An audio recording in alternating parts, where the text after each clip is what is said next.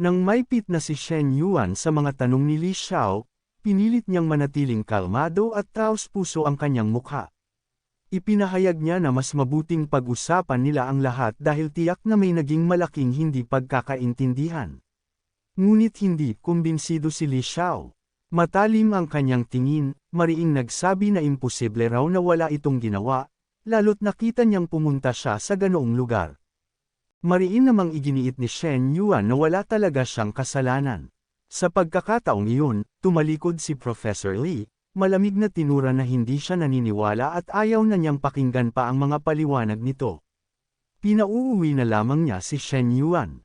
Dahil dito, napilitan si Shen Yuan na ay lahad ang buong pangyayari. Ipinaliwanag niyang kahapon ay mismong si Li Yuhang ang nag-aya sa kanya upang mag-usap. Una raw ay sa isang restaurant sila dapat magkikita, ngunit bigla itong nagbago ng plano at inilipat sa club. Kaya't aksidente lamang silang nagkabanggaan nina Li Xiao at Li Meng doon. Buong araw niya itong gustong ipaliwanag ngunit hindi naman siya sinasagot ng dalaga.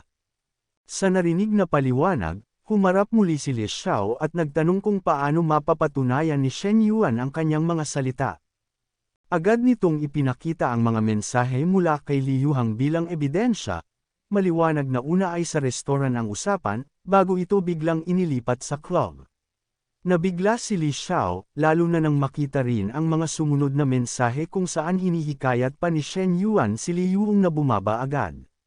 Dagdag pa ni Shen Yuan, maaari pa nilang silipin ang mga CCTV camera para tuluyang mapatunayan ang lahat. Sa wakas, gamaan ang loob ni Li Xiao. Napabuntong hininga siya at inisip na sapat at malinaw ang mga rason at ebidensya ni Shen Yuan. Wala na siyang masabi, kaya si Shen Yuan ang muling nagsalita. Hinanakit niyang idinugtong, paano raw siya pupunta sa mga ganoong lugar para magliwaliw. Lubha siyang nasaktan sa sobrang pagdududa nito. Doon lamang nagpakumbaba si Li Xiao. Humingi siya ng paumanhin at inaming hindi niya inasahang ganito ang totoong nangyari. At dahil sa linaw ng sitwasyon, biglang tumaas ang pabor niya kay Shen Yuan, mula 60, umakyat ito hanggang 73 puntos. Labis ang tuwa ni Shen Yuan. Hindi lamang bumalik sa dati ang tiwala ni Li Xiao, mas lalo pa itong tumaas ng 3 puntos kumpara sa dati. Magaan ang pakiramdam niya at nakangiting inalok na pumasok muna siya upang uminom ng tubig. Ngunit agad siyang pinigilan ni Li Xiao, mariing pinaalalahanan na baka inuulit lamang niya ang ginawa noong nakaraan. Nagkunwari namang inosente si Shen Yuan, ipinahawak pa ang kamay sa kanyang dibdib at nagpaliwanag na totoo siyang uhaw. Mula pa tanghali ay dir-diretso na siya sa pagpunta roon kaya tuyong-tuyo ang kanyang lalamunan. Isa lang daw higop ng tubig at aalis din siya agad. May halong pagdududa pa rin, tinanong ni Li Xiao kung totoo ang sinasabi niya. Buo namang ngiti ang isinukli ni Shen Yuan at tiniyak na walang halong biro. Dahil doon, sinabihan na lang niya si Shen Yuan na maghintay na lang muna siya ng saglit. Kaya't bigla na lamang isinara ni Li Xiao ang pinto at iniwan siya sa labas. 12 ang nakalipas matapos pumasok ni Li Xiao sa loob upang kumuha ng tubig, bumalik ito dala ang isang bote ng tubig. Walang nagawa si Shen Yuan kundi tanggapin iyon, sabay isip na tila wala na talagang natitirang tiwala ang dalaga sa kanya. Sa mismong oras ding iyon, muling isinara ni Li Xiao ang pinto, na sobra niyang ikinagulat. Eksaktong nadaanan ng isang matandang ale ang eksena. Nakita ang lahat at pabirong nagsabi kay Shen Yuan na huwag masyadong apurahan ang mga bagay, dahil ang nagmamadali, kadalasan, nauuwi sa wala. Ngunit mabilis ang sagot ni Shen Yuan, ayon sa kanya, kung hindi ka magmamadali, ang sayo'y malalamig na tira-tira na lamang. Napatawa ang matanda at lihim na pinagmasdan ang binata. Sa isip nito, bihira raw makakita ng ganoong kagwapong lalaki na may magandang pangangatawan, isang uri ng quality hottie na pinapangarap ng marami. Dahil wala nang magawa, bumalik si Shen Yuan sa kanyang sasakyan. Ngunit bago pa siya makapasok sa loob ng kotse, nakatanggap na siya ng mensahe mula kay Professor Lee, na nag-anyaya pang makipagkita sa darating na weekend. Napangiti siya, pakiramdam niya ay hindi nasayang ang lahat. Nabura ang maling akala, nadagdagan pa ang pabor sa kanya, at higit sa lahat, bukas na si Li Xiao sa posibilidad na umusad pa sila. Pagkaupo pa lang niya, biglang tumawag si Su Zuwei sa video. Masigla nitong ibinalita na tapos na ang plumbing at electrical works at maaari na nilang gawin ang turnover. Agad namang pumayag si Shen Yuan na pumunta. Makalipas ang isang buong oras, nadatnan niya si Su Zuwei na nakaupo sa lumang baitang sa harap ng villa, habang matiyagang naghihintay sa pagdating ni Shen Yuan. Agad siyang nilapitan ni Shen Yuan, at pabirong tinanong kung matagal na siyang naghihintay. Aligagang bumangon si Su Zuwei at sinabing hindi naman. Ngunit napansin ni Shen Yuan ang pagkalito ng kilos nito, kaya't nagtanong siya kung bakit tila natataranta. Niloko pa niya ito, aniya, hindi naman daw siya kakainin. Kasabay noon, itinuro ni Shen Yuan ang bahay at nagtanong kay Su Zuwei kung maaari ba siyang ipasok para silipin. Walang alinlangan ang dalaga at agad siyang sumang-ayon. Siyempre, Mr. Shen.